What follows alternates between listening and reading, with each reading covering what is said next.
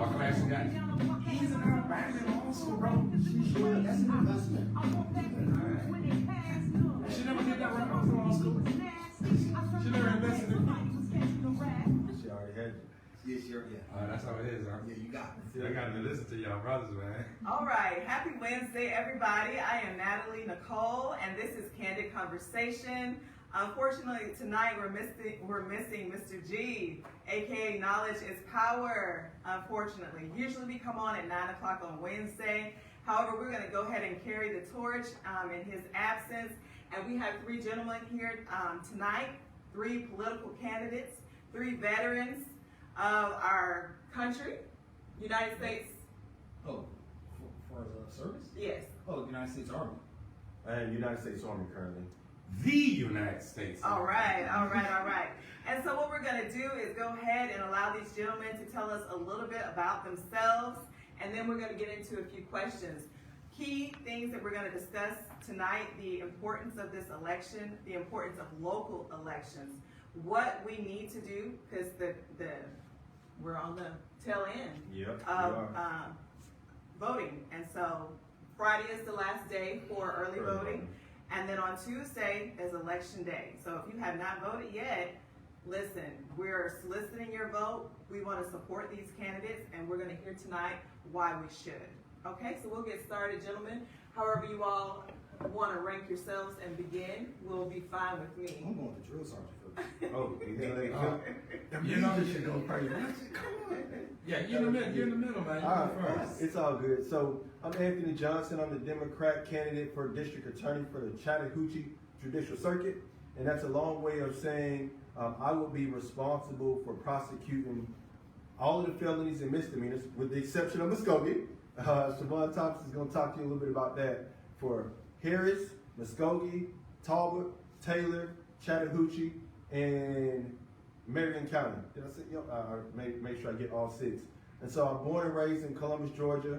As you kind of heard, I'm a military veteran. I left in 2005, joined the Air Force, came to Atlanta, and then had some kids, slowed down with life, came back to Columbus, and I've been in Columbus ever since. And so right now I do serve as a major in the Army United States Reserve as a JAG. So that's kind of that's my other job, other than being a dad, which is my seems to be my full-time job. But that's who I am, and I'm here to really continue protecting and serving. And so my thing is, I want to make sure that our community is safe, and that we can go to a gas station at 9 o'clock and not have to worry about being robbed or any harm coming to us. So that's why I'm running. Excellent. My name is Robert Mallard. I run for District 139 as a state representative. I'm originally from East Orange, New Jersey. I was stationed here. This is my first duty station in the Army as a mechanic. I've been here off and on for 24 years. And I decided to run because I'm actually fed up with how things are going. Unfortunately, Mr. Smith did pass away, but that did create an opportunity for change. And the change that I want to bring is basically focus on, one, our veterans, our special needs, our elders, and overall our community, our youth. Because our youth is our future, and if we don't invest in our youth now, they will be a problem in 2030. I'd say you like that. That's going to be the most problematic group that we're going to have, and we need to do something now. But we want to go ahead. We have plans where we want to uplift the community. This community has been beaten down for so long. I call Columbus the second largest city, but it is I call it the plantation of underpaid jobs and careers. Wow. We want to bring business in. Unfortunately, we have some elites, and I'll be forthcoming. We have some elites that kept it slow for a long time, but we need change. If we want to go ahead and have high-paying jobs or afford our youth to have the opportunity to have the buying power that we had back in the day, in the future, then we need change now. All right. My name is Shevon Sutcliffe Thomas, and I'm the candidate for Muskogee County Solicitor General. And first of all, let me thank moderator for having given us this forum, this opportunity. Thank you. Let me also give honor to God, who's the head of my life. I am married to Carol Thomas for 38 years. We have three sons. Shevon Sutcliffe Thomas, who is also a practicing defense counsel in town. My middle son, Adrian Thomas, he lives in Atlanta.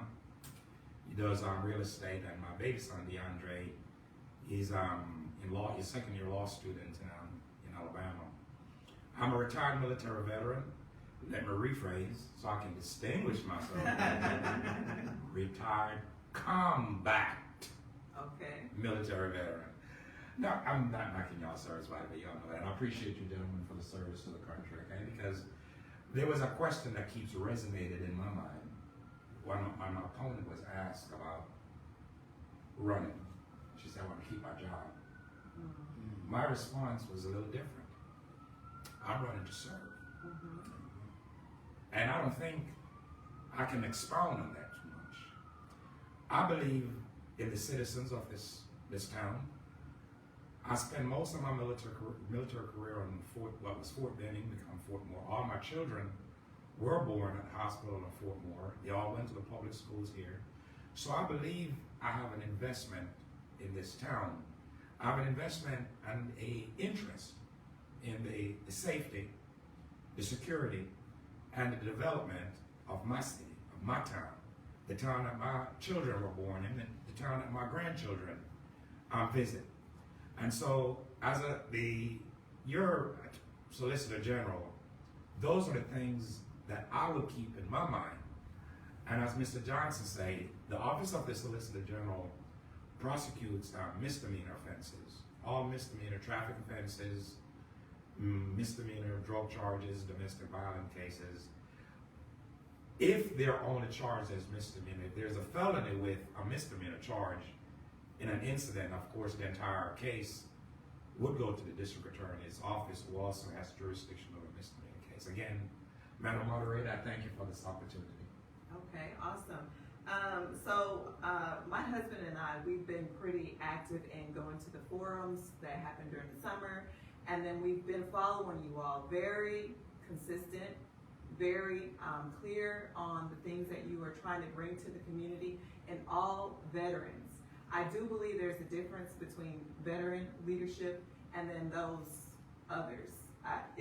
There's structure, there's discipline. Yeah, there's a difference there. And I think as veterans, you see things differently. You know how to maneuver. Can we speak on that? What sets you apart, having that military service, from the people who are currently in office? I'll go first. I'll go first. I wanted to go. I'll tell you why. I'm a former drill sergeant. And we know. Now, the reason why I brought that up, as a leader, as a servant, it's never about you, it's about the people and the constituent that you serve. So I could not be an effective leader in the military if I sat in an office. I had to go out there and get my hands dirty. Yes. See, you had, and to me, listen to people. I don't have it here, but I went into barbershops. I sat down there and I listened to those conversations. I go to some of the clubs. I listen to those. Sometimes I'm quiet. And just because that's how you get connected to the people, to know what the people want, what they think, the thing that disturbs them, what affect their lives.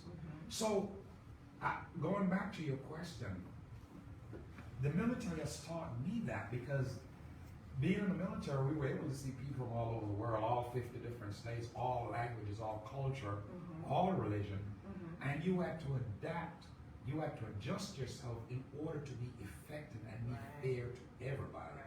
Everybody, we're not a monolithic society. We're all different. And you have to develop those skills by embracing people regardless of their differences, their religion, background, whatever the case may be.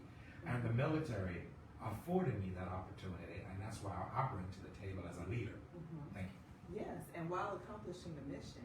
Absolutely. You got to accomplish the mission. Just to add, I'm glad you said that. One of the things that we all have learned in the academy, the military leadership academy, you have to know your people, know their strengths and their weaknesses, and then you use those traits to accomplish the mission. Because if you don't know, you may get a surprise on the way to accomplishing the mission. That's right. Just to add on to that, one thing we know is policy. All right, we had the Uniform Code of Military Justice. We had all of your ARs, your technical manuals, and everything. So we basically had to know the rules. Now, I I'm a combat vet and I'm a retired warrant officer. So policy, plans, procedures. My job was to keep my general, my colonels, and my officers out of jail. All right, and also make sure we have mission success. Yes. And afford the opportunity so our seniors, NCOs, can take care of our junior soldiers and everything Absolutely. else. So that's one thing. And also, when we talk about a budget, we're asking people to balance budgets. All right, each and every one of us here we balance millions of dollars. All right, millions of dollars. All right. No, for my side, no fraud, wasted abuse, or anything like that. It was always accounted for. Matter of fact, anytime you bring military into the equation, we bring value. We bring value. We bring leadership. Hold on, listen. Let me share something with you, right? And I said this earlier. We have to get out this la-la land, this utopia, right? Where you have someone with no leadership skills that's going to come in and say, I'm going to lead this city, I'm going to lead this district, I'm going to do it. That's la-la land. That right there. That's fluff. They can't. Listen, if they could, they would have done it already. We did it already. True story. You can't do something that no. You have proven combat leadership right here in front of you. All right? There is some things in life that you just simply can't learn from others. Right? There are just some things that you absolutely have to experience. All four of us, if I sat there and I was like, do y'all remember basic training? It doesn't matter if it was 20 years ago, 30, 40 years ago. There's one moment that you will be like, oh man. Right? And almost universally, if I asked, it was at any point in basic training where you thought you had made a bad decision. Right? It doesn't matter if you're white, black, blue, Muslim, you're gonna be like, man, for a second I was like, I don't know if I want to do this, right? And that's a part of the process. If there's sometimes you have to be broken so that you can be remolded into something better. And when it comes to that, you really don't experience that in the traditional, or what we'll say in the corporate sense, is because as military members, you're forced to say, you know what, this person is from Idaho, and this person, may have been a farmer all of their life and does not have the same life experience that I have. But we have to relate, right? And so all of us have been deployed and been in combat, and the last thing that you want to worry about when you're in Iraq or Afghanistan is the man that's behind you, whether they got your back or Absolutely. not. That's never a question that you want to ask. And you don't want to be that person either. You don't want to be that individual where your battle buddy is what we call them, is having to worry about where their six is covered.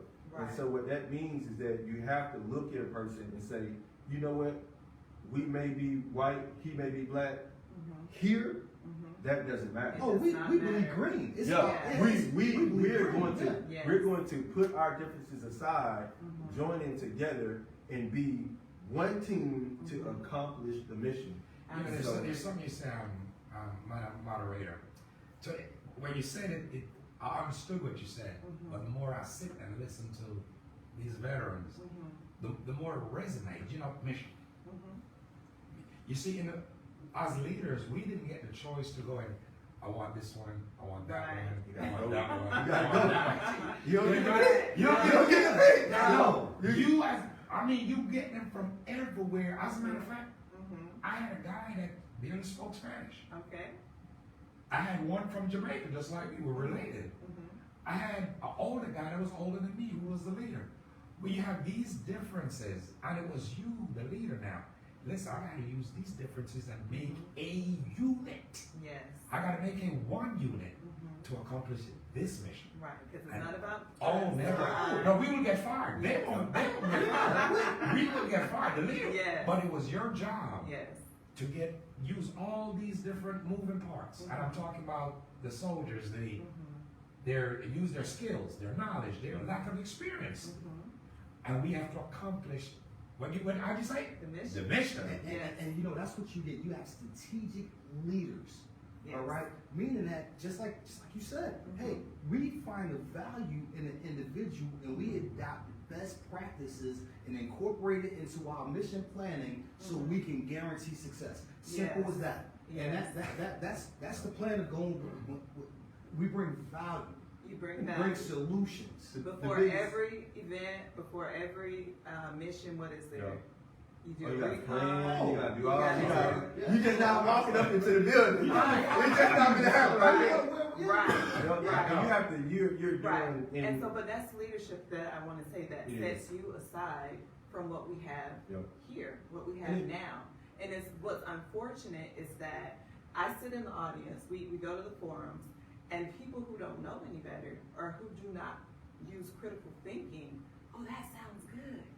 It means a hill of beans. Means it. You know, you're just talking. It means a Just hill of talking. beans, and I feel like that is a molehill or a mountain or what have you that we have to work through Yeah. as a people to get people to understand that it's time out for people telling us or selling us a dream, We're so and year accustomed, after year, Yeah. you know, election after election, we're getting the same results. we're so accustomed to talking points. Mm-hmm. And Mhm. whether that be through the media or, you know, through our culture. I almost said And so, yeah, and so, and I'll tell you, one of my biggest things and one of my biggest issues that I have is that, especially being a district attorney, you're here, oh, tough on crime. Mhm. What does that mean? What does that mean? Like, anybody can say I'm tough on crime. Right. Right? And I'll be as frank as I possibly can. I know it's particularly in my particular race, one of the things as far as tough on crime is, hey, you know what? Well, there's a felon that's in possession of a firearm, I'm gonna give him 3 years. Mhm. When I talk to families, they don't care about that. Right. When we're saying we're gonna be tough on crime, when I have to talk to a mom and she tells me that she's waited 3 years for her day in court and she doesn't know if Oh they're my ever gosh. going to be brought, and you can't say that you're tough on crime when you have victims that are out there waiting for their day in court, and Right. some of them have Wow. died waiting to see what's going to happen. Okay, so you bring up that issue. What is your solution for that? So I think that's a multifaceted solution. And if we're talking about just being tough on crime, first I think you have to be proactive. Okay. You have to understand that right now when I went to the GBI, their gang task force, they said as far as kids, Mhm. there's about 325 identified kids that they believe in gangs. That exceeds the number of Columbus Police Department personnel, right? Right here, right now, that's the ones that are identified, the ones that they are in theory tracking, right? Mhm.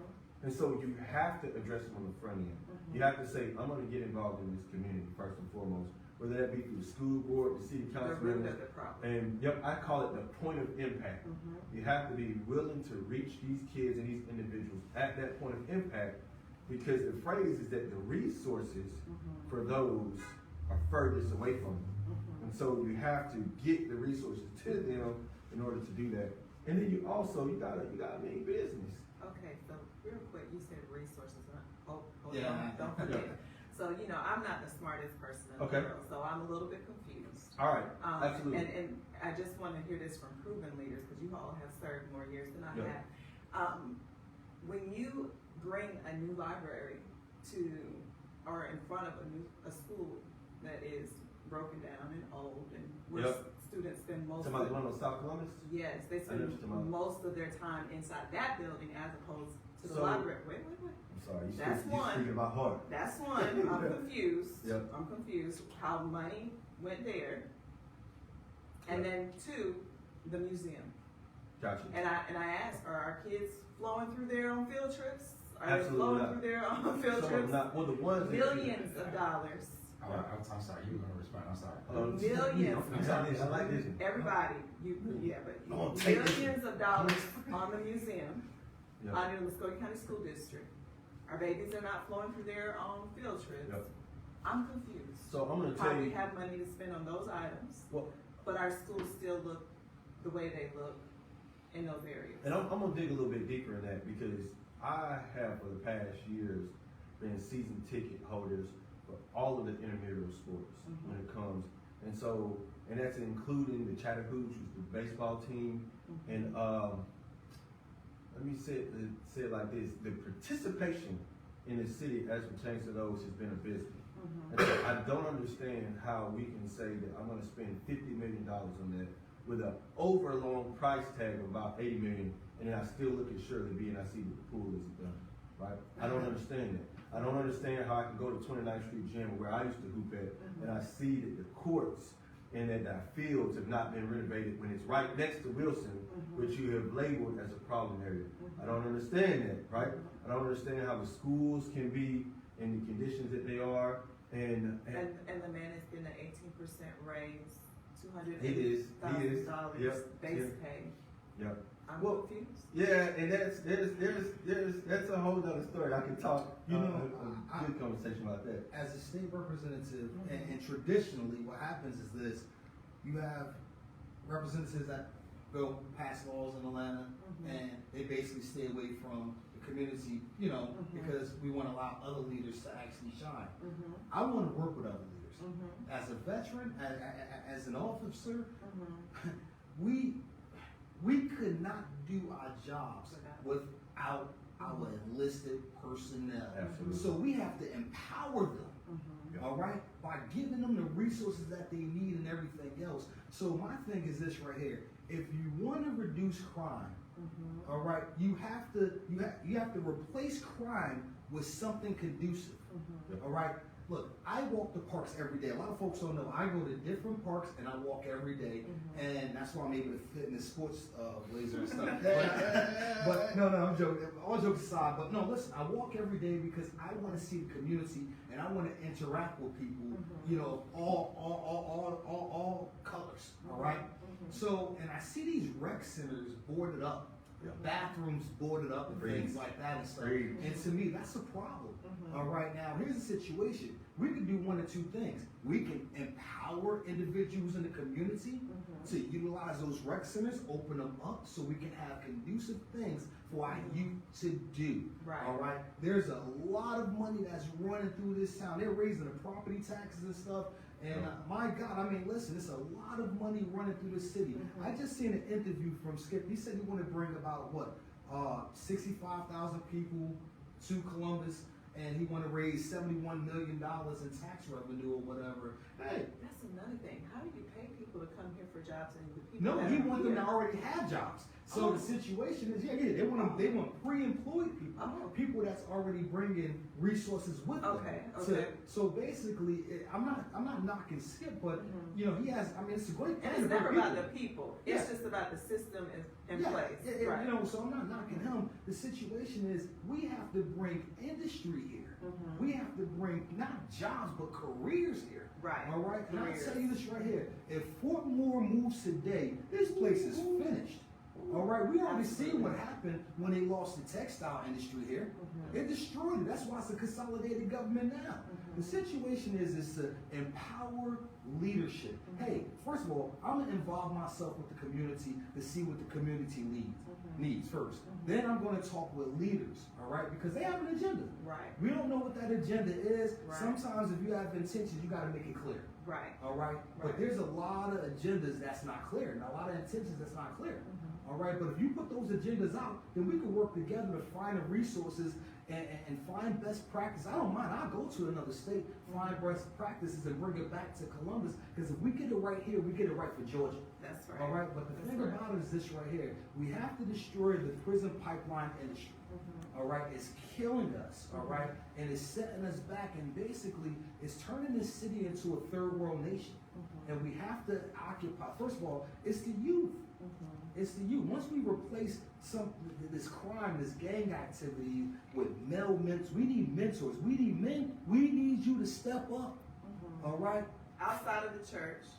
And also, hey, fathers. It's going to impact. Fathers, honestly, and I hate to say it, we need you to get custody of your children because, listen, 90%, if you at 100%, 90% of the time, if a child grew up with the father, they will not go to jail. It's a 10% variance.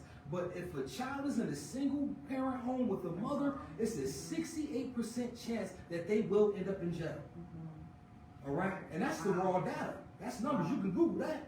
So what I'm saying is this right here. Male role models, men, we need you to step up. We need you. So my response is a little different, and I'll tell you why. I've never been a complainer. I've never been a complainer. What I try to do is, at least in my race, I leave the politics to the policymakers and the legislators. So my plan has always been to identify my environment, what I have to work with, and what the mission is. Now, one of the, I think the genius of the people that have been working with me is that I've gone to civic organizations, I've gone to military organizations, I've gone to nonprofit organizations, and as it relates to resources, what I don't have to accomplish the mission, trust me, I will find a way through these different agencies. You know, I do discuss politics and my likes, but my race has nothing to do with politics. I'm about the mission. It's always been about the mission and service. So I do believe my involvement, as a matter of fact, one of the things that I did, you know, folks, that's a good idea. The American Legion. The American Legion, do you know how many people in the American Legion has degrees? Our former teachers? Yes. This is a retiree right here sitting here with a degree. Yes. I've gone to them, I raise a simple question.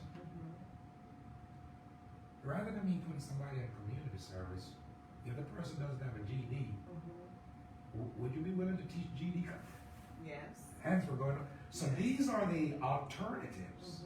If I don't have the resources to do that at the courthouse, I have different organizations that can help me to accomplish the mission, because I do believe it's beneficial to my community, beneficial to that individual to have him sitting in a classroom for 10 hours as opposed to having picking up trash for 40 hours. Absolutely. And so these are the things, the new ideas that I plan to use the community to help the community to make the community better. So I leave the policies and the politics to the legislators. And just to carry on that, listen, implementation of skilled trades. Absolutely. Here's the situation. If instead of community service, hey, listen, we need HVAC specialists. Absolutely. Would you be able to work something out?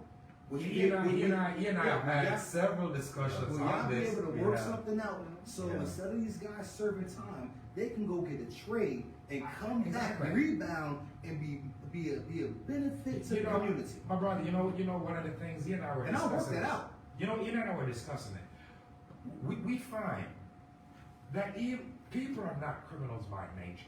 It's not inherent. Right. Something happened. Right. And we take each individual, each case on a case-by-case basis. I find that when a person achieves something, they want to keep it. Yes, Absolutely. So if we can, like the brother say, I got folks that are willing to teach a guy how to weld. If he can, man, I'm a welder now, he's going to want to keep that. Okay. I have nursing homes that I've spoken to that rather than you picking up trash or whatnot, I can do what is called a deferment for you to go in that nursing home, and they will certify you to be a CNA. Right. You get that certification, you're going to want to keep it. Right. And you're not going to want to come back and see And me. they don't feel proud. Yep. Right. So these are the things, you and I, that we're discussing. We know How we can work in exactly. tandem How we with can certain work and have the community do the community, help the community to make the community better. Right. And that's how you uplift the community. Where and the key word is something called grace. All right, I'll be honest with you. Hey, when I had to go to traffic court, and that's the day I seen you in there and stuff, man. Yeah. And I'll be honest, the judge was very fair. She was very fair, but she said, I talked to another guy. He said, man, the week before it was rotten. Our court system could be the meat grinder. All right, and I'm not saying there's nothing wrong. You do the crime. You know, you put yourself in a vulnerable state to go ahead and get crushed and stuff. But believe it or not, in certain instances, I think we need to involve more grace. You know, I'm glad you say that. I think you're eavesdropping. I think you're our conversation. You said grace. We said accountability. Yeah. Okay. Here's the thing. But unlike Mr. Johnson, who probably would have had a greater task with punishment. See, punishment in the misdemeanor courts is 12 months or $1,000 fine. Okay. So I have a lot more discretion to work with dealing with misdemeanor. You can hold somebody accountable compassionately. Right. You can. Right. You Okay. can. These are misdemeanor offenses. You can hold them accountable. You see, when I say compassion, you're going to get what you got. You're going to get got. But my thing is to try to make you not come back That's Correct. to get got. Okay. Correct. These are misdemeanor offenses now. So like Mr. Johnson was saying, if we can get to the problem at the root. Don't start up here. Go to the root. And if you can identify the problem right there, you can implement the fixes. What resources you got? Exactly. So we're talking about the same thing, my brother. We just call it accountability because I guess it sounds a little bit more. That's the legal That's the right way. It's accountability. Yeah. You have to be accountable. And if I can address one thing, because there is a significant program that is actually missing within our circuit. The solicitor's office has, Deferred. but we are the biggest county. We're the biggest circuit that does not have a pretrial diversion program for felons. If we go north and we go right to the Coweta circuit, they have it. Okay. If we go south and we go to the southwestern circuit, they have it. Okay. If we go to the east and we go Macon circuit, they have it. Atlanta has it, and by Atlanta I'm talking about Fulton, Cobb, Clayton, DeKalb. If we go to the other major cities, as far as Savannah and Augusta, Chatham County, Richmond County, all have a pretrial diversion program except for us. Now, granted, we are the second biggest, as far as Muskogee and Columbus, second biggest city Census Bureau wise, and we are the only one that doesn't have it. And the primary focus of the diversion program is saying that, look, you might have messed up, right?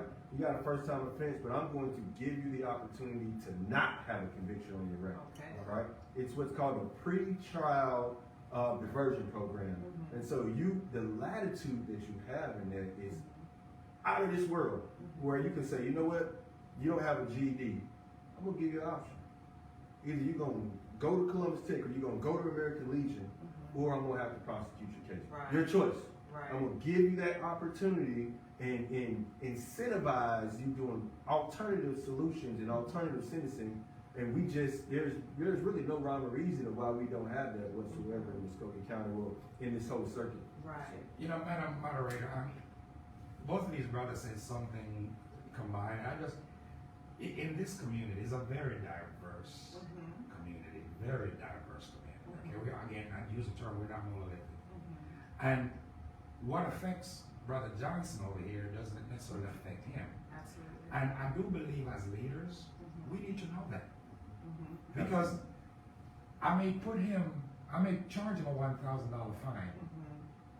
And it's like, okay. Big deal. And $200 to him will Might break my back. break. Yes. Might break my back. And so you gotta know, you have to know how you can affect their lives. If $1,000 won't hurt him, so I gotta find out a way to get his attention. So, you know, you coming in this constant 12 months, blanket, 12 months probation, $1,000 fine, 12 months probation, $1,000, 40 hours community service. It doesn't work for everybody. As a matter of fact, I use this, somebody laugh, but it's true. How many times have you gone on these social media platforms and you see these 16, 17, 18-year-old kids on community service? I'm doing community service.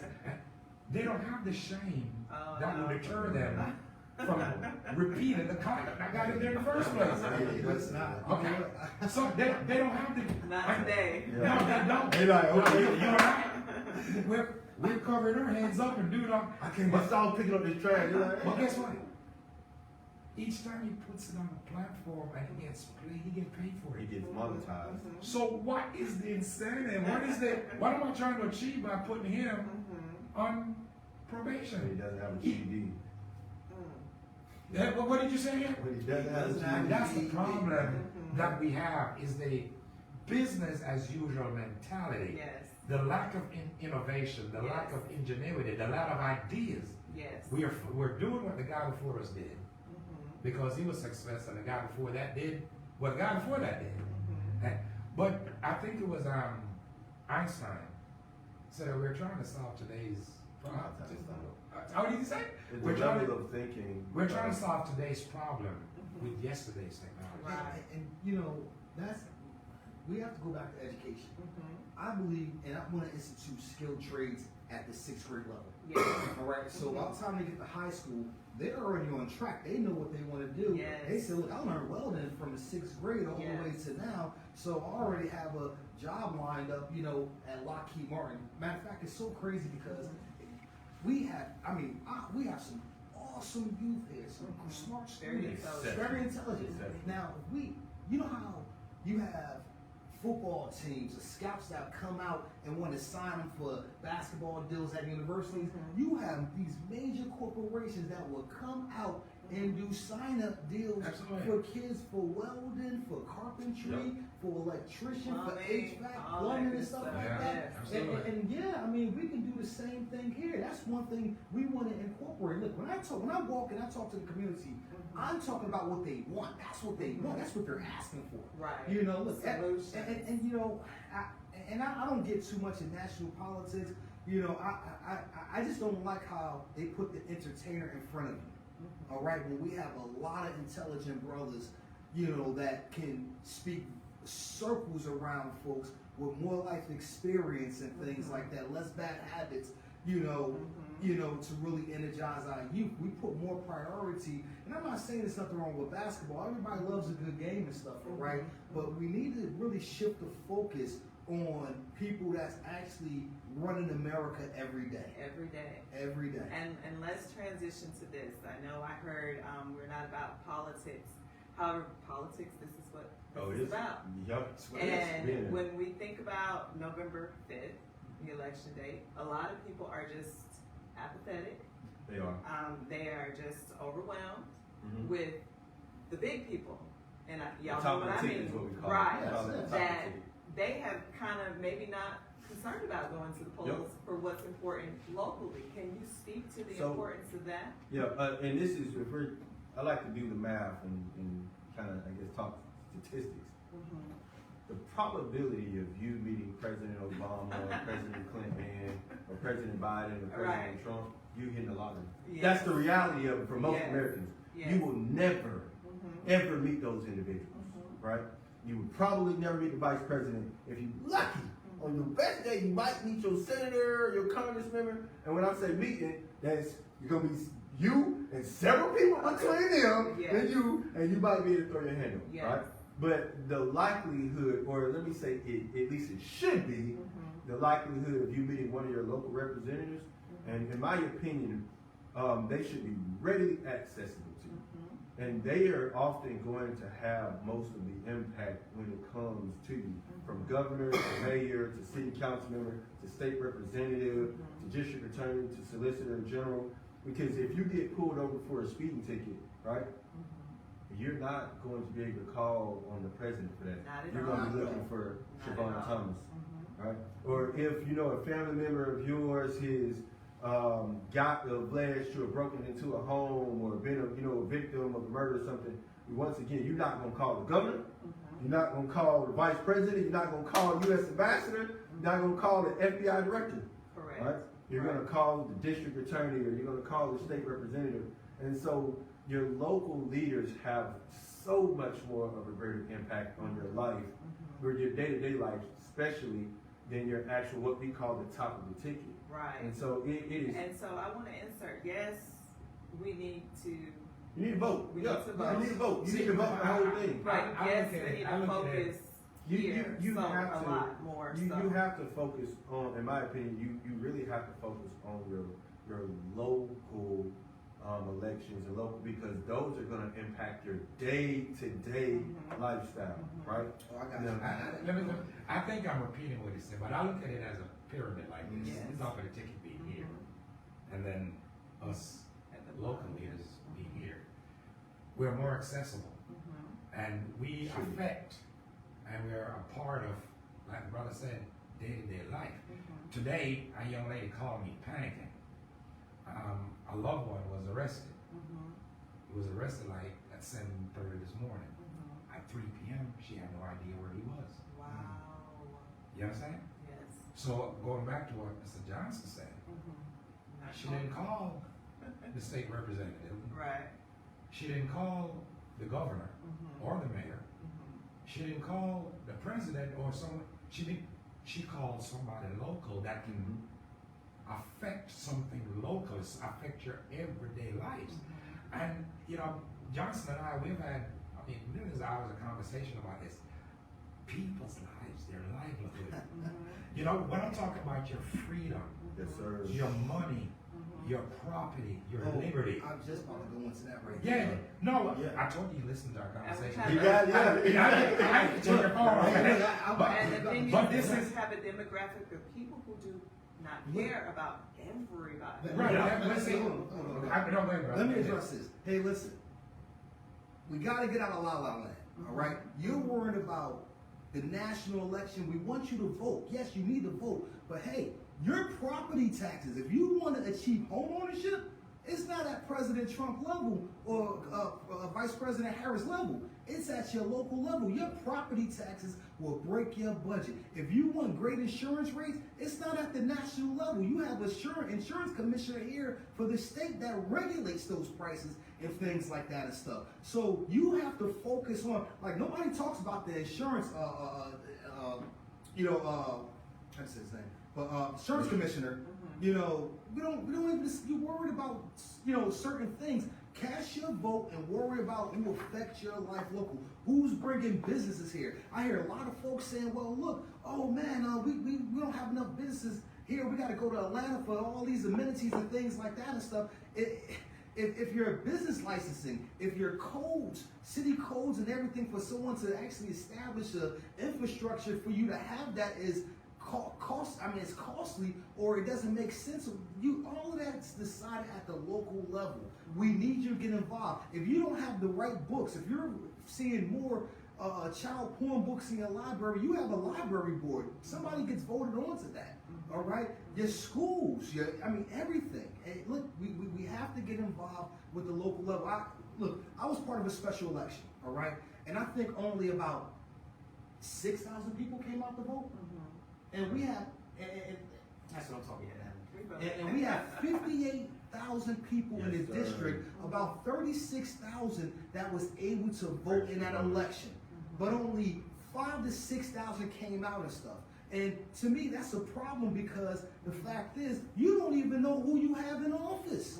Exactly. Yep. Well, if you look her up, she didn't do anything. Absolutely nothing. Look, and neither does she care about me. No. It's very clear, and so that's another thing.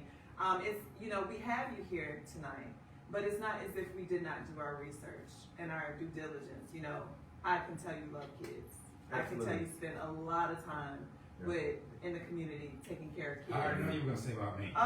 They are not my boss. Talk about me. Talk about me. She's getting ready to point at me. You're gonna say my grandchildren, my granddaughters are not my boss. Let me just get that out of the way. Now, yes, but you're very family oriented. That's all I have. You're in the community. You know what I have? Yes. What a man has is his word. Yes. And his family. True story. Yes. Okay? Yes. I don't care what you accomplish. That's your ground. That's the man that I am today. My son called me today, talk about some hip hop concert. Okay. I said, man, what I know about? Dad, I want me some tickets. And I did what I needed to do to get it right. As long as you're doing the right thing for the right reason, Pops is there. Pops is there. You understand that? Right. Because that's my ground, my family, I'm my God. Man, I'm gonna be all right. I don't care what God tell me. Family, and everything else. If you get it right with God, that's right. You have it right with family. That's right. And you have it right with everything else. That's right. Simple as that. That's right. And then of course, Mr. Mallard and Miss Mallard, we see you all in the community consistent. That's what I would say, consistent. And you hold weight in the community. I know that, you know, I took an issue to you as it regards something, and you know, my name didn't hold enough weight, but apparently you did. Can I tell you something? And made some change with it. And that's what I, as a constituent, that's what I need in the people that we elect. And one more thing, what I've seen here, because I've been here since 2017, is that there are people that are comfortable in their positions. I don't know if you notice it, right? Comfortable. So she got the phone tattoo. They're comfortable. They make decisions. I never hear anything that I met with my constituents. Maybe one person. Yes. I met with my constituents on this issue, and this is what they would like for me to do. Not it's I think this and I think that. So that concerns me, and I'm sure it may concern other people who, you know, we're not from here.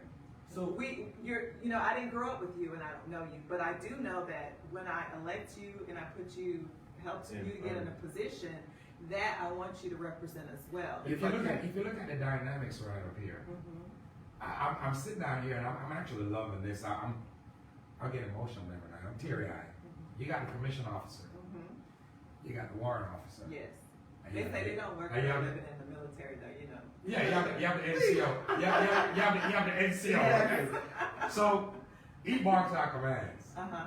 We call him sir. Yes. We call him Mister. Yes. He get the technical moving parts. He bring all the moving Subject parts. matter in expert. there. Subject matter expert. Yes. And I go out and I beat the Execute. streets. I execute. Yes. That's what I'm saying. Have all Yes, the fun. yes. Have all the fun. Yes. That's what I'm saying. Yes. But you see, if you see the dynamics, and Yes. it is that mentality that we have collectively Correct. that makes us effective leaders. And, Yes. and listen, I'm an independent candidate, right? I do not mind working between party lines to make sure we accomplish our mission. All right, and that's the situation and stuff. Listen, District 139 is a complex district. Yes. All right, you have the far extreme, far as economically frustrated, and you have a great deal of wealth there as well. And all spectrums need representation. Right. All right, and you have to be able to provide that representation. Right. And matter of fact, there's no pay for play. Right. All right, and I wanted to run as independent because I don't need their money. I want to make sure that this person get the same rights. I don't need their money. Yes. I want to make sure the person get the Independent. same rights. Whether if you're in an economically frustrated hardship or whether you have 7 figures plus in the account, I'm going to treat you with the same respect. All right, you're going to get the same level of leadership, and I will work tirelessly, all right, to accomplish the mission to ensure that you have what you need the best way I know how. And like I said, it's no pride. If I don't know something, I will phone subject matter experts. That's right. I have no problem That's with right. phoning a friend. And that's And one so- thing we learned in the military. You don't have Yes. to know it all. You know how So to here- find it. Exactly. Where to find it. Exactly. Here's my. They don't know that. See, So they think we know So, everything. look, so here's the thing. When I was taught leadership, I like to tell people it was honed in JRTC. When I was a sophomore, junior, and senior, Major Alan Brinkman, God bless his soul, and he told me, he said that as commander, you are supposed to be the first person into the dining facility. And it was not that you are going to be the first to eat. Right. That's a big distinction. You're the first in there to make sure that it is okay for your people. That when you get in there, if you are their leader, you have to understand that with accountability comes responsibility. Yes. And so if you're saying that these are the people that you have sworn to serve, you have to take that literal. And so you have to make what I think is a big difference between a lot of military leadership and civilian is the word sacrifice. That's right. There's a lot of people who are unwilling to make the sacrifice of time, right? And they're unwilling to sacrifice comfortability. And you have to understand that I might have to go some places that I don't want to go. Period. I might not want to go to the south side. Right. I might be afraid, but then if you are afraid to visit, what about the people that are afraid to live? You're not going. And so if you cannot reach those people and make the sacrifice to get to know You're not them. trying to reach them either. Correct. Because you were afraid. Yeah. Can And I so, piggyback on what brother said right here? what's up? You see, when But we use the term service, yes. you see, if you take this as a job, you have to act within the confines of the scope of that job. There's a confine of a job, so you can keep the job. Yes. When you serve, it is selfless. different. Yes. It's selfless. And that's the simplest way. When you Selfless serve, service, yes. you use your own car to drive somewhere without without even thinking you're gonna get reimbursed. Now, service. Right. You stay up at midnight, burn a midnight oil if that's what you have to get the job. That's service. Right. If your job is 9 to 5, so you You're won't not go. gonna do that. You You're not gonna understand? happen. Exactly. So when we collectively and individually use it, some people do not understand that word. Service is a selfless act By itself. because you care. That's selfless service. That's one of those army values. Absolutely. It is. Absolutely. Yes. And It's respect. out of respect for my Marine friends, my Air Force friends. When you say army values, is it okay for me to say military armed There forces we go. values? Yeah. So, is it okay? So I'm gonna give y'all a shout out. Okay. Go ahead, man. I'm sorry. Yes, no, I was just saying that's one of those things that are Absolutely. inherent in who you are It's a part, as it's a in, it's in your veteran. blood. Yes. Here's another thing that get me, and this is the la la land, right? Mhm. If you never owned a business, see, we're all entrepreneurs here, Mhm. all right? If you never owned a business, Mhm. how can you talk about, entrepreneurship or small businesses, or how you're going to help them when you never owned one? All right. Listen, as a small business owner, I'm a real estate broker by trade. All right. I specialize in property management. Listen, I represent properties on all spectrums. All right. But listen, even no matter what side, they will all be clean. They will all be functional. Yes. The grass will be cut. Yes. No squalor, no bugs, no nothing, no matter what side.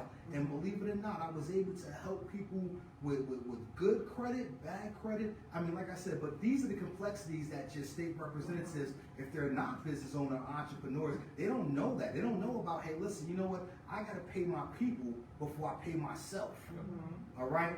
They don't know, hey, look. Gotta keep the lights on. And listen, I'll tell you, I hear all types of stuff, about loans and banks and things like that and stuff. You may be on the unfavorable side. I've been on the unfavorable side with excellent credit before, and I know what that feel like and stuff. I know what it feel like. Hey, I need a grant or I need PPP and couldn't even really get it. And I'm watching folks get it that didn't even have these things. Right. So the situation is, we know the hardship of that. So when you ask for representation, you have tried and true representation. Representation with leadership, representation that will hit the rock bottom and built them with themselves all the way to the top. And they wanna, we wanna help you. We want to bring value to all situations and stuff. So I just had to really throw that out. I sit here and I see something that is a common denominator. But even with you, we have a passion. Yes. And sometimes when we speak, that passion comes out. People have a tendency to think it's arrogant, or the passion is about caring. Because I've taken off my gloves before on a cold morning in Germany and gave that to a subordinate. Right. Yes. You understand? I've taken off my earmuffs. Come here, son. Why you ain't got your ears? Yes. Well, Sergeant. And I've given it to a subordinate. See, this is the passion. This is the care that we have endured. We have seen. And a lot of people, unless you have served in some capacity, and I don't care if it's the law enforcement or school board or teacher, unless you have been in that capacity, all the care that we share for people in our community, the safety, the betterment of our community. So I just wanted to say that. I'm glad you brought From a that place up. of quality. Absolutely. From a place of quality and not, from over there. Well, they're like that because, they are lazy. Yeah. Or, they don't want to help themselves. Or if we try to help them, they're just going to mess it up again. I have heard these types of statements come out of politicians' mouths. Yeah. And so what that communicated to me is that they haven't been in the trenches. They do not know these You don't people's know. stories. That's it. They don't That's understand how they got there. And so it's easy for you to say those things when you have not been, So, there to do that. One of my biggest issues with that is that I was taught by this general that as a general rule, things can be broken down into four boxes. There's a box of where you know what you know. Yeah. That's your sweet spot. Okay. That's where if somebody venture into that box with you, oh, you're gonna have your way with them.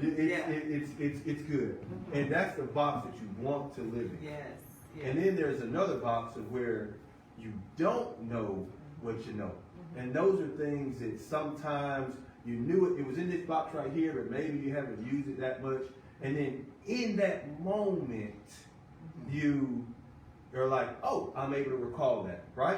And so that's not your sweet spot, but you can survive in that. And then you have another box of of the things that you don't know. Not an ideal scenario, but then in that box, you can say that, hey, look, I know that I don't know these things, and maybe I'm going to work at it, right? And then there's a box where you don't know what you don't know. Right. And in that box, you have to lean on the understanding of others and surround yourself with good people in order to assimilate that knowledge, right?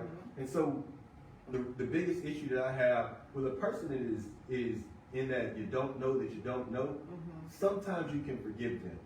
in that you have these leaders that use this terminology, but then I don't believe that they fill in that box with most of them. I believe that they fill in the box if I know that I don't know this, and you choose to not make the sacrifice and not make the step to get to know the people that you're representing. And that's a big issue. That's a big problem. Huge problem.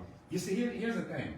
When you get to the box where you know you don't know, if you find a way to function, to business as usual, I call it business as usual, but it's not effective.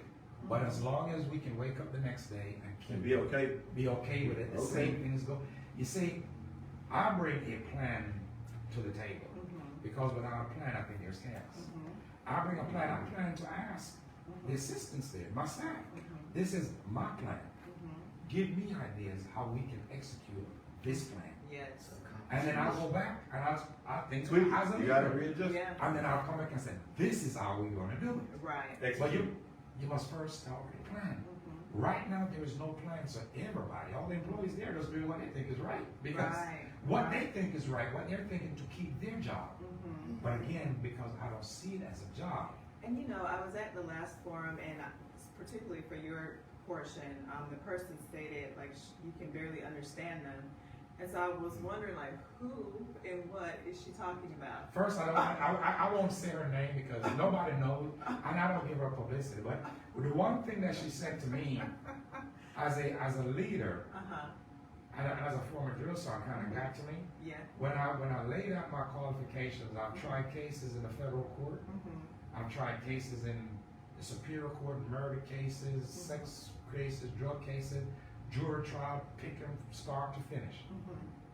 And my opponent doesn't. She responded, well, I know I can't try those cases, but I got somebody in my office I can. You do not ever ask a subordinate to do what you can't do. We call that made up in the Army. So, it's big utopia, right? This la la land, right? So, my wife and I successfully put 4 children through Muskogee County schools and one in Russell County schools, all right? And they're doing wonderful. They're successful, all right? And so here's the situation. How can you really say, oh, I know what's wrong with public schools when you homeschool your children? Or they go to private school. You see what I'm saying? How can you fix what's really going on or even have an interest when you didn't take an interest to keep your kids in the school and fix it there? Now, mind you, listen, here's the situation. I went to public schools, but I was still properly educated. One of my mentors growing up was Joe Lewis Clark. All right, you may know him for leaning on me. He mentored me for some years and stuff. So I was able to be surrounded by black excellence. All right, growing up. It's just what it is. Even when I came here as my first duty station, I linked up with some very prominent people here on the South Side. Matter of fact, back in '99, it was more millionaires on the South Side than it was probably on all in the Park area. Yeah. You know, so I wound up talking to some of these guys, and they mentored me too as well. So, you know, the thing is, I look at this and I said, okay, and this is my problem. I'm putting it out there. It's crunch time and stuff, but people really know. Nobody knows this woman. Yes. All right. So the fact is, you're gonna read books in school to children. No, I'm not gonna read nothing to your child. I'm gonna have your child read to me, and I'm gonna bring you in and have your child read to you. And I want to improve the 3 methods of communication across our schools. Right. That's math. That's reading and math, reading and the comprehension, and writing. You know, science. If you accomplish those 3, you'll maximize science. You'll maximize history. Everything is going to follow through and stuff, all right? And it's just not for tests. It's communication. You know, this is not. This is a method. A phone is a method of communication, but it's not communication. Right. All right. So we want to set our students up for success. All right, and that's one of the things I want to bring to the table. Also, real quick, for veterans, we're veterans here. Let me share something with you. Most of us here probably are disabled veterans, right? Every state that surrounds us, 100% total and permanent veterans do not pay property taxes. All right? We want to afford that same opportunity to Georgia residents. If you serve in any military capacity, you're 100% total and permanent. Why are you paying property tax? They're not doing it in South Carolina. They're not doing it in Alabama, nor are they doing it in Florida. All right? And they connect to Georgia. Florida is my state. So I will work diligently,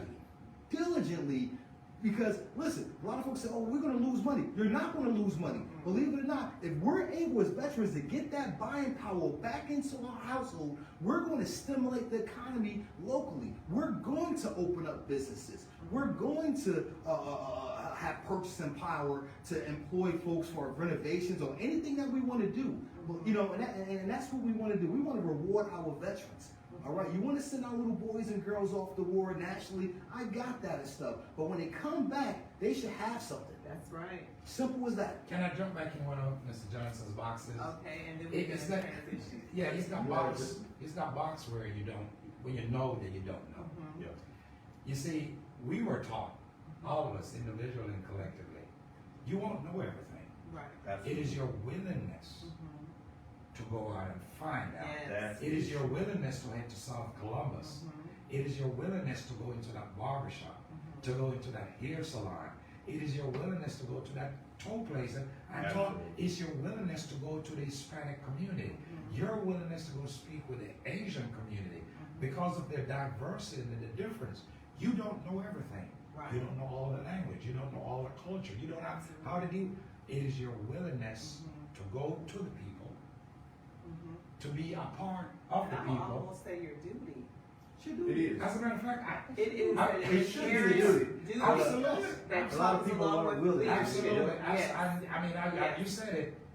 I've been doing this for so long. It kind of is. I thought that's the way people are Yes. supposed to be. Yes. You would think that. You Well, would think that, public, yes. public It's servant is a different form of leadership. People Exactly. fail to realize and understand that by its very nature, you're putting the word public in front of servant, which means that your duty is to serve others other than yourself. That's right. You know what? So- You heard what Calvin Smyre said? Talk to me. Calvin Smyre said, us folks, Mhm. we plant a tree. We plant a seed Mhm. to a tree Mhm. that we may never enjoy shade from. True That's story. right. And when he said it, I said, wow, that's kind of my life. Mhm. That's kind of, and he was never in the military. Yeah, Joe came up with that. I'm gonna steal that. You were there. But He already Hey, you just got jacked. what I'm saying, you know, you the leader must first know yourself. Yes. And that's kind of, I think we're all speaking about this. You must know yourself. Mhm. And it's never, once you know yourself, it becomes not an issue about you anymore. Yeah, absolutely. It becomes an issue about the job, what needs to get accomplished, those things that need to be done. Mhm. And I think just listening to these other two brothers, that's where we are right now. Mhm. We know there's work to be done. And we are offering ourselves Yes. as servants for you to At a serve. high quality, at an elite quality, as Absolutely. opposed to what's being Don't forget that. given to us. Yeah. Now, everybody here is familiar with risk assessment. Mhm. Familiar with that, right? That's before you go into any type of situation. Gotta analyze and see. What's that risk here, gentlemen, in this election? In what respect? Oh, everything. Your Oh. position, your position, your position. Risk to who? I mean, I don't This understand. community. Well, I'll answer. The This Yeah. community. Well, as for me, I think I understand your question. I don't see it as a risk. Mhm. Okay, so let me Let break me it down. Yeah, let me- okay. And so okay. this is what I'll tell you what's at risk here. We're not even just talking about on the national level. Everybody's focused on what's at Here. risk at the national level, which is huge. Mhm. But I know that when I go into court Mhm. every week, I know that about 75 to 80% of the people in there are gonna look just like me. That's right. I know that every time. I felt that. It's yes. it's just the reality of I've been doing this for over a decade and I haven't saw anything differently. Right. And then I also know that, and as it stands right now, when we're talking about the current composition of the Chattahoochee Judicial Circuit, less than 10% look like me, Mhm. right? Mhm. And so, unless you have people who are willing to make the sacrifice to get to know others other than themselves, Mhm. when you're prosecuting a case, you're doing it from a distance. Mhm. And what that means is that when I look at a young man and I say this is his first offense, but then I'm going to put him on probation for the next 5 years, and I realize that in some circumstances that makes him ineligible for aid, for federal aid for FAFSA. And so what you're telling me then is that in order for this young man or woman to get an education, they have to go in debt. And that debt, I know, is not dischargeable by bankruptcy. And so they're going to carry that debt for an extended period of time to get a quality education. All right. I know that that's going to happen here and there, and that some people don't even think about that because you existed solely as a number. SU 24CR0015 is the furthest extent that you will get to a lot of people. And so when you're saying at risk, and then I also think about the dangers to the community. Nobody is going to care about your community more than you, or they shouldn't. Yes, sir. I don't want somebody who's sitting on top of a hill who cannot relate, right? And I tell people, I'm proud of it. It is what it is. I grew up on 32nd Street. I used to hang with the boys from Wilson. I used to talk with people from Peabody. And then I transitioned my junior, my senior year. I lived on Winston Road, right across the street from Baker Village and everything. And so there's a certain knowledge and experience that I bring to the table. And as you said, I love kids, and I believe that you have to do them, how you treat your seniors and how you treat your babies is a great gauge of how you are ethically in the community. And you don't have that right now. You just simply don't. That's the risk. It's So it. if You we don't. if we don't put you in You office, can expect. I will, and I hate to say it. If the risk is that you think it's not safe now, you think that the governor giving the $50 million is going to magically eliminate the gang problem. Unfortunately, I have something else to tell you because I dealt with these kids and they take that as a challenge, right? And so if you're not willing to meet them on that level, you can expect for that 325 juvenile gang members to increase. You can expect that when you go to the gas station at 9 o'clock on the south side or sometimes even the north side, that you will not only feel unsafe, that unfortunately you might be a victim of a crime. You can expect that the break-ins increase, the serious, the aggravated assaults, the shootings. You can almost for sure expect that to increase unless you're willing to make a difference and say that, nope, I want somebody who's going to get to know these people, go to the point of impact, and keep us safe and make a difference. It might see a reflection and have some pride and care. A great sense of pride. A very, very, very great sense of pride in that. And I'll, if I can, just for a second, I like to tell people of how I started in getting involved with kids. I started off being a public defender in Fulton County as a juvenile public defender. I didn't want to give. And they put me there because I came to office. I'm in Atlanta. I'm like, man, I'm trying to conquer, man. Like, I'm the guy who's going to go to trial and win this bad boy. Okay. And my supervisors at the time understood the bigger picture. They said, you're a young black man, and they need to see you. Oh, man. They absolutely need to see you. And so it's not about what you want to do, because these young men and women who are of your same color need to see that there's something other than what they see in the streets. And that person is something other than them is going to go hard in the paint for them. And they're going to advocate for them. They're going to back them up. They're going to acknowledge that they're wrong, but still say that this person is not as bad as their darkest day. Right? And so you got to have that. And that's what I bring to the table. Okay. So,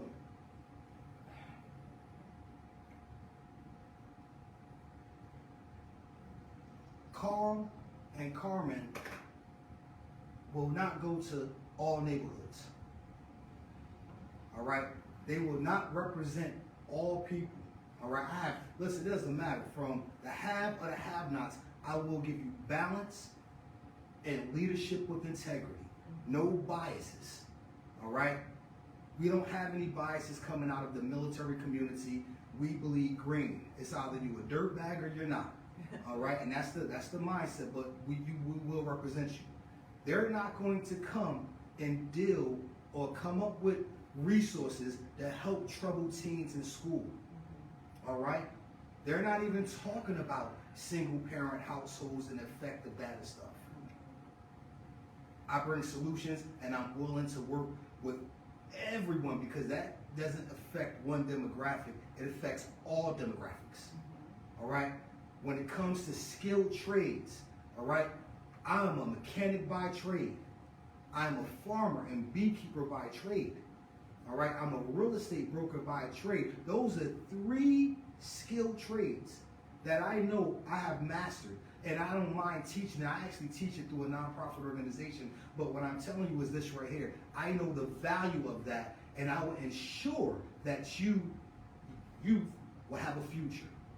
All right, I have no problem we're working with our justice system to ensure, as you can see, to ensure that you receive the due diligence and respect that you deserve, and also the accountability, but grace as well.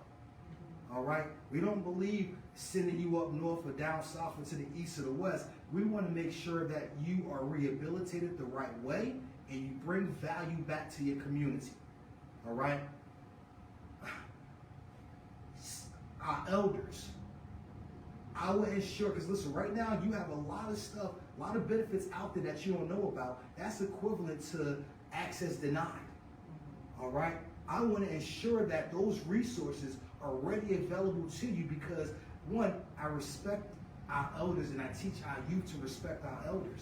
But also, you paid for this and you should be able to get your money's worth.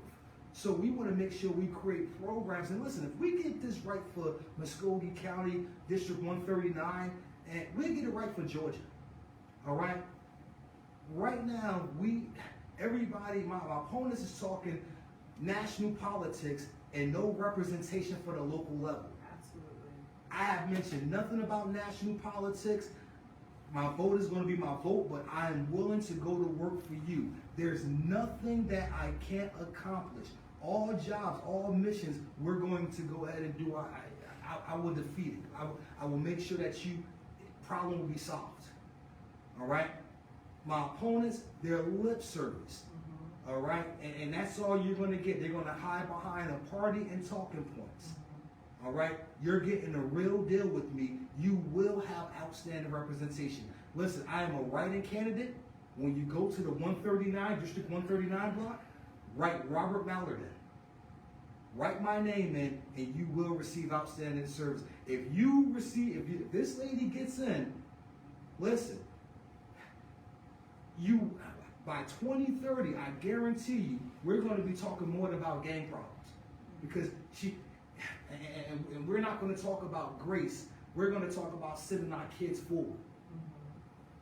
All right? So, like I said, I have a love for the community, and also I volunteer weekly, daily in our community. All right? None of these folks volunteer and do anything for anyone but themselves and their family. All right? So that's what I'm bringing to the table.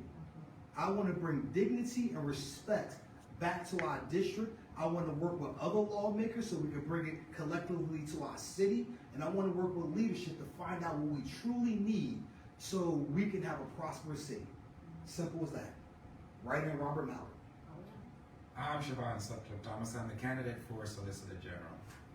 My response is, I guess, a collective of what these two brothers said. It's about service. It's always been about service.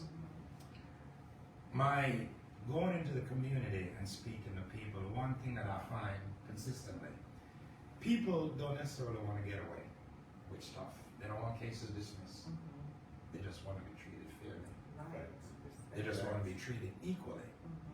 And so when you see me use the term, equal rights and justice for all, I do believe that's what most people want. That's what most people in this community want. Now, my approach, like I say, I do agree with Madam Moderator that a society or a community is judged based on the way we treat the weakest people in our community. That's the elderly, children, animals. I'm a veteran, so I'm going to throw the veterans in there. And so I plan to take each individual, and I'm going to use those four set of people. The elderly, children, animals, and the military. And those are going to be my soft spot. But I'll take each case on a case-by-case.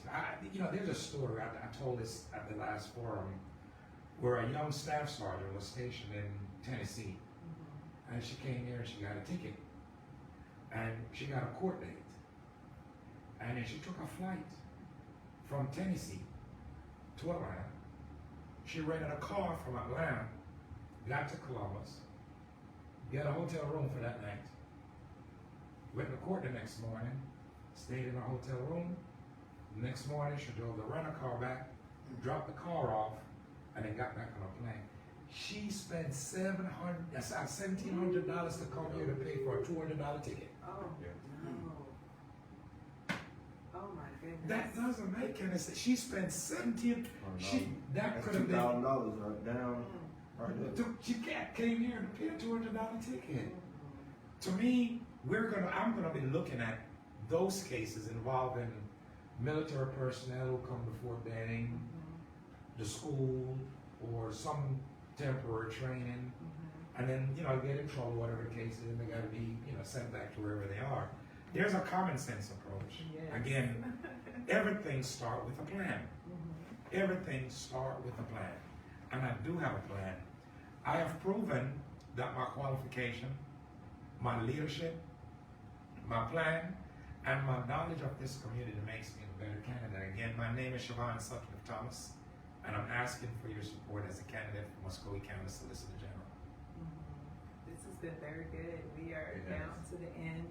And I just want to say thank you so much for this opportunity and the privilege to have you all on our platform. And again, I apologize that my husband was not able to make it in time, but Was it in the Air Force? no, he's a Navy person. Oh, honey. That explains everything. I knew there was a catch to it. I knew there was a catch to Oh, it. yes. Now listen. Yes. We can go recon or we can go fire. Yeah. He's lost somewhere. No, he's not. Yeah, exactly. Oh, That's no. good, though.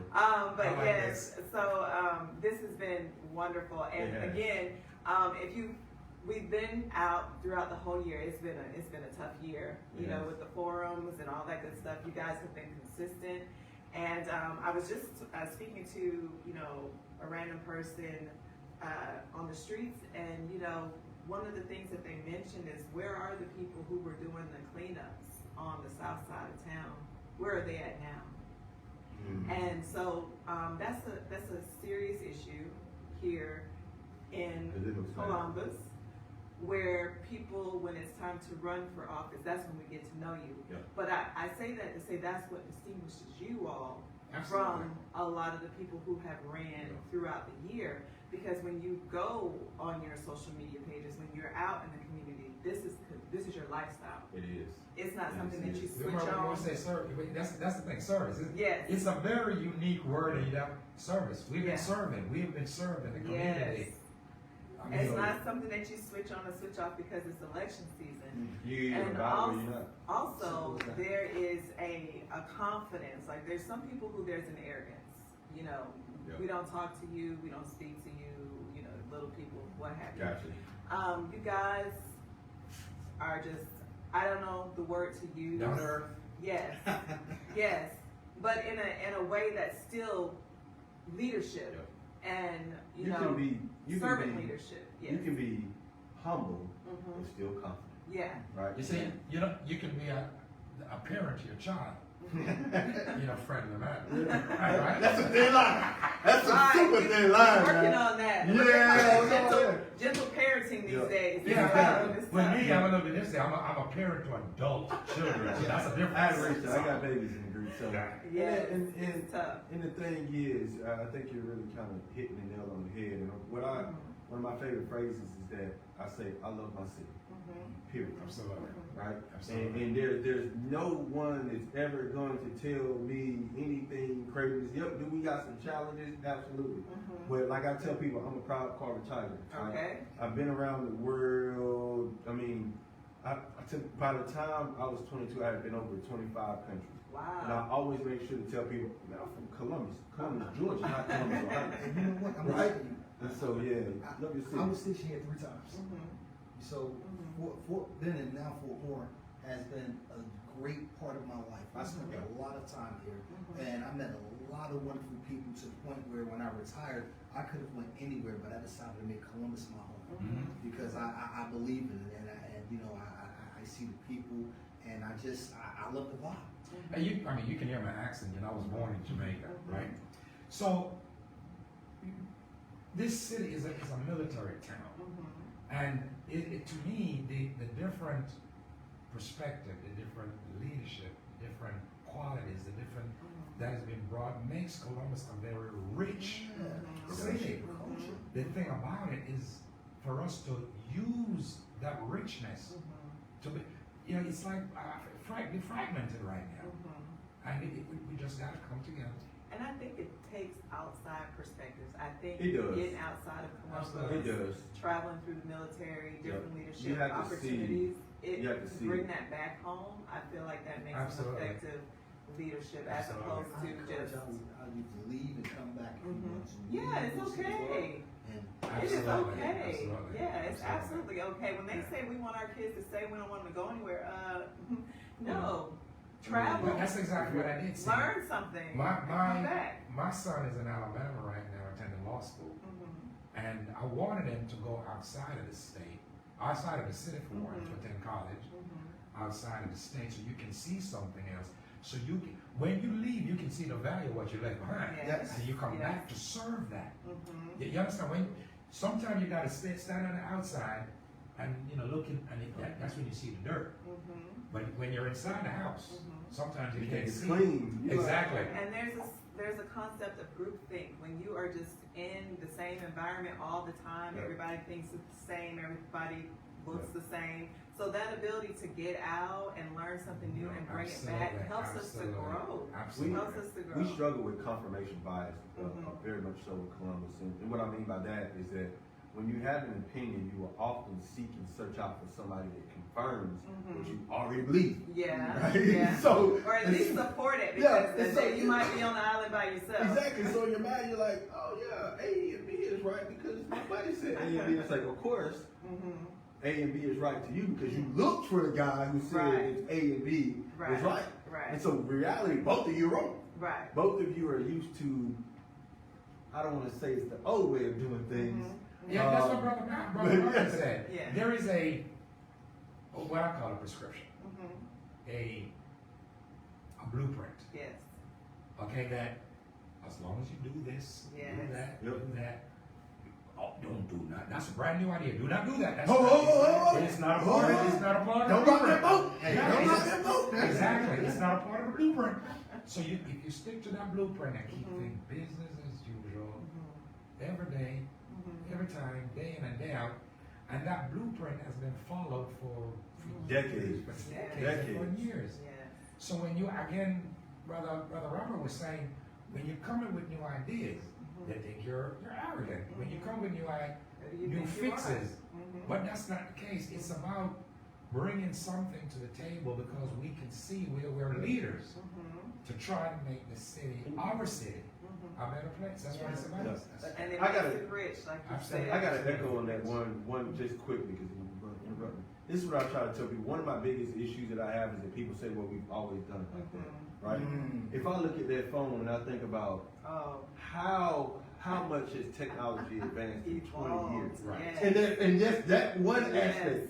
aspect, phones eliminated an entire industry. Yes. We yes. had the carrier, the Polaroids and all that to take pictures and then upload it to the cloud and the family. No, Right. a whole industry got eliminated. Yes. But Just Captain that one Kirk aspect. told us that he was He did. FaceTiming back in the He was. Captain Kirk. Yeah, we do. We're doing right. And so you think about how much just that one aspect of our lives has been changed and further impacted. Right. And think about that how when we look at it as far as the legislative and judicial system and say, well, we've been doing that for 20 years. That's a problem. Yeah. Like, It is a problem. if everything is changing around you, and if you're at a standstill, this is the phrase I try to use today. If you're at a standstill, you're getting left behind. That's right. It's not about, oh, well, I'm not going forward, so I'm still in a good space. No, if you are standing still and everybody's moving, you are getting left behind, and that's where we're at. Absolutely. I use an analogy with an automobile. You know, you drive your automobile, all you do is put gas in, you never take it to the maintenance guy. And you drive 200,000 miles on it. Start shaking them. Now you can drive from here Uh-huh. and get to Atlanta.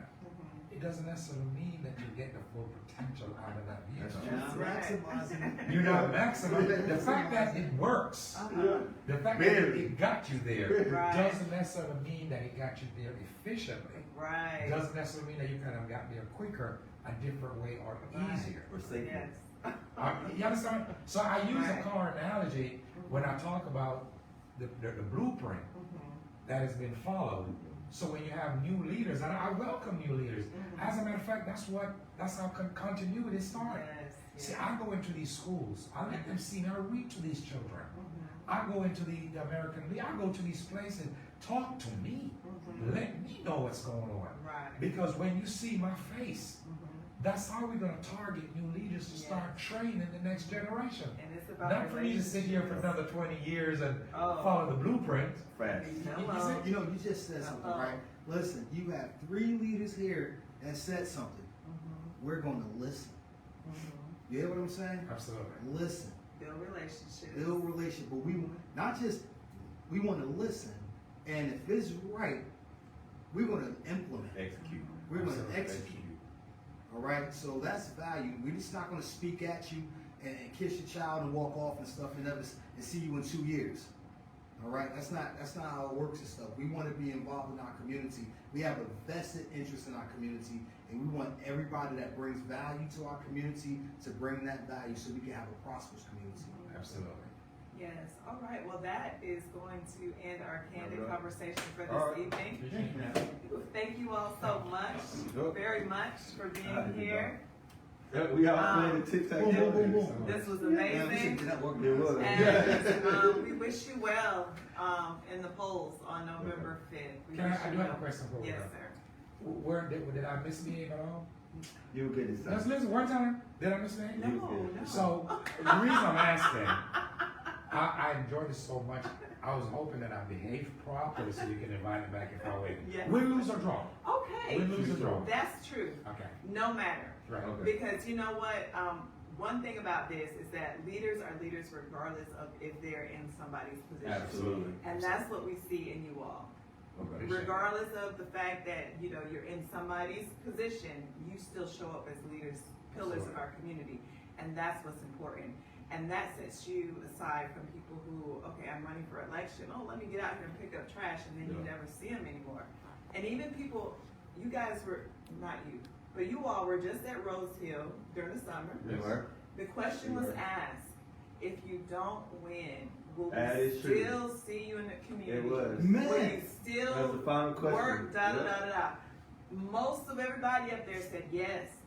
I'm sorry, I have not seen that same enthusiasm Yep. with the people who And were What do you sitting think there. about it? Okay, I'm just, Are I'm you saying, right? I'm You're saying. right. You're right. Hold on, I answer that question. I'm already in the community. Absolutely, yeah. Listen, Foundation Honeyco. Mhm. All right, we're here. Matter of fact, we partner with Mr. Buckner. We have 9 beehives in the community garden. We work with Wow. J.D. Davis Elementary School, Mhm. and also I'm gonna talk with the great representation here. So, Mr. Buckner, if you need some folks to help out with the garden and stuff like I that. just did Saturday. Well, no, I just want honeycomb. That's all I want. No, I got you. Listen. So send them, when they get these folks on probation or whatever and stuff, we're gonna make sure they send them right to the garden so they can help you out so we can feed this community, all right? All Absolutely. right. Which Amazing. is good shout out to the Victory Garden. That's Yeah, actually turn around very- Columbus, yes. It is. Amazing. We need to get more people involved in that. Yeah, Miss Mary, Mr. Buckner, they're doing an awesome job Nice, down there, nice, the nice. children. Nice. So, yes. Okay, amazing. Well, that's it. Thank you That's it. all. If you did not catch us live, be sure to catch the replay. We love you all, and again, we practice unity, candid conversation, thinking outside the box, and just not being afraid to think Yeah. on this channel. Thank Have a you. good night. Have a good night. See you. Okay. Thank you. All right. Thank you.